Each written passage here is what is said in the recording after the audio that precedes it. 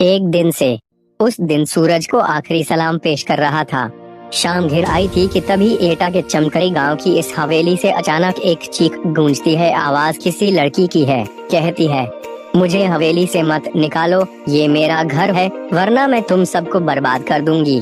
कोई कुछ समझे इससे पहले एक और चीख गूंजती है, मगर इस बार चीख में मौत की तकलीफ भी घुली हुई है।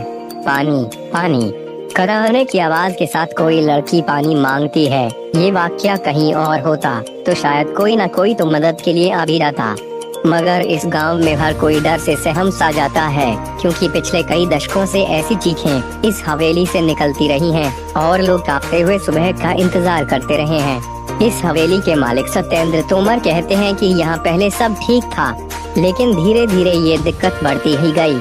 यहाँ घुंघरुओं की आवाज सुनाई देती थी, नाचने की आवाजें। इस तरह प्रॉब्लम क्रिएट होती रही। तांत्रिकों को बुलाया गया। कभी कभी आवाजें आती, आपको घर छोड़कर जाना पड़ेगा, ये मेरा घर है। इस तरह से हम लोगों को डर लगने लगा।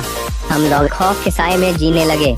लेकिन सवाल ये था कि आखिर कौन है ये लड़की और इसका इस घर से क्या रिश्ता है? क्यों दिन ढलते ही इस हवेली के पास से होकर गुजरने वाले रास्तों पर कब्रिस्तान सा सन्नाटा पसर जाता है और एक अजीब अनमनी से लड़की इस हवेली में भटकती दिखाई देती है। कभी झरोखे से झांकती तो कभी हवेली की छत से टकटकी लगाए दूर किसी मुसाफिर का इंतजार करती जिसने उसे गौर से देखा है।